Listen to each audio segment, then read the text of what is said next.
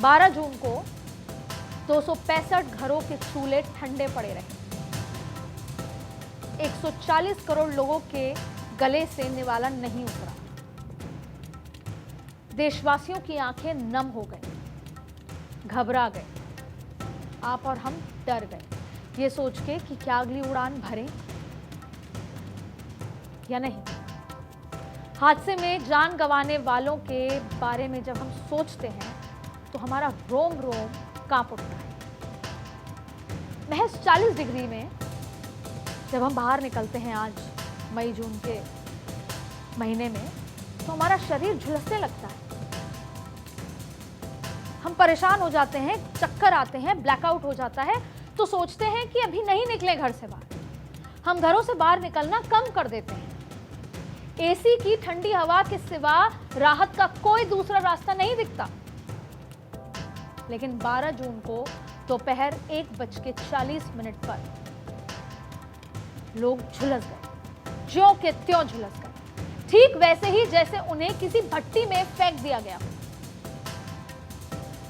हम लोग 40 degree temperature में भी गर्मी गर्मी चिल्लाने लगते हैं, परेशान हो जाते हैं। लेकिन उस दिन उस वक्त वहां लगभग 2000 डिग्री सेल्सियस से के लगभग का टेम्परेचर तापमान वहां पर था। 2000 डिग्री सेल्सियस।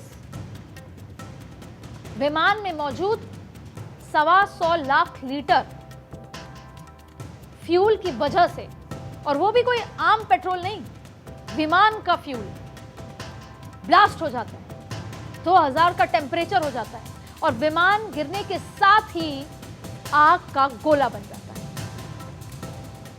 वो लोग ना सोच सकते होंगे, ना सोच पाए होंगे, ना समझ पाए होंगे, और सब कुछ जो जिस हाल में था उसी हाल में झुलस गया।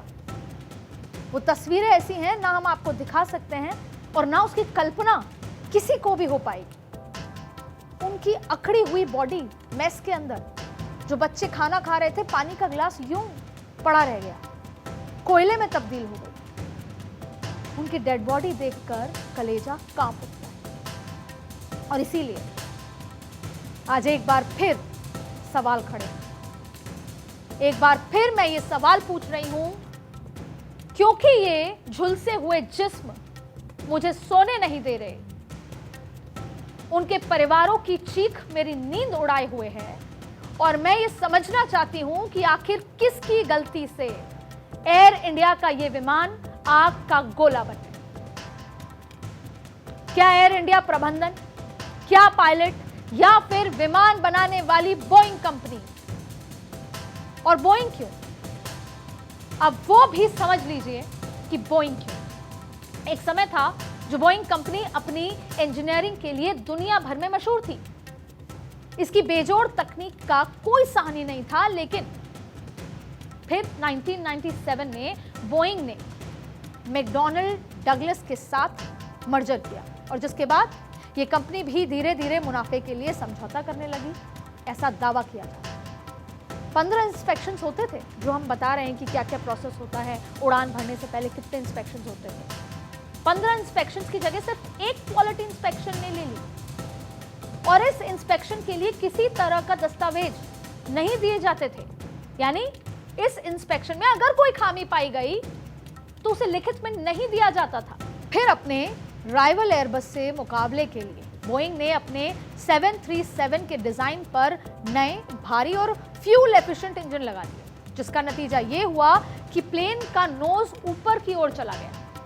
इससे निपटने के लिए बोइंग ने नया सॉफ्टवेयर बनाया, MCAS। इस नए सॉफ्टवेयर की वजह से पायलट की इजाजत के बगैर प्लेन का नोज खुद नीचे चला आता है और पायलट को पता भी नहीं चलता।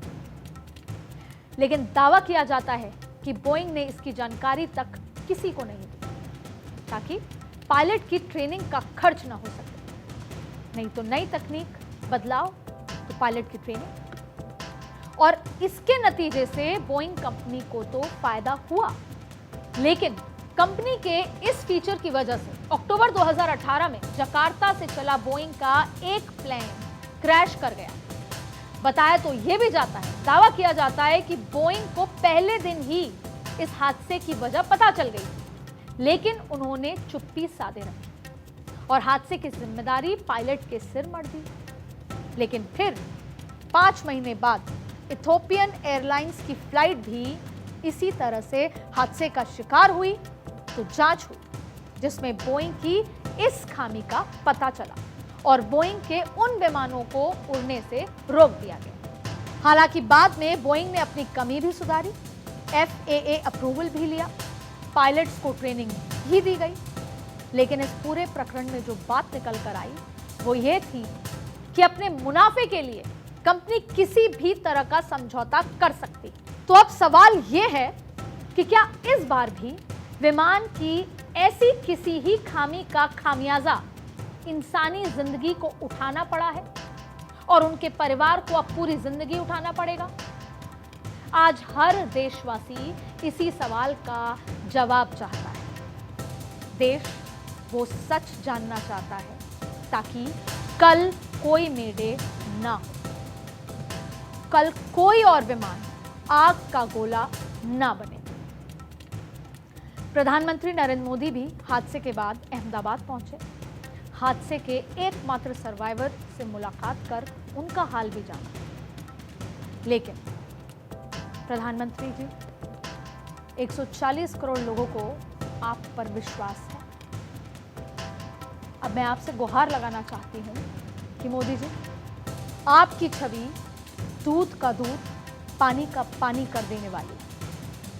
तो इस बार ये जो हादसा हुआ है उसके बाद सिर्फ जांच न हो, सच फाइलों में ना छुपा रह जाए। इंक्वायरी के बाद जो सच है वो सिर्फ कागजों में ना रह जाए। हादसे का सच भी सामने आए और उस पर प्रॉपर एक्शन भी लिया जाए ताकि हमारी आने वाली पीढ़ी ये कह सके कि वो तारीख थी 12 जून 2025 की जब हिंदुस्तान में आखिरी बार कोई प्लेन क्रैश हुआ था। वो तारीख थी 12 जून 2025 की जिसके बाद देश में एविएशन सेक्टर बदल गया। वो तारीख थी 12 जून 2025 की जब हम विमान हादसे की वजह से आखिरी बार रोए थे।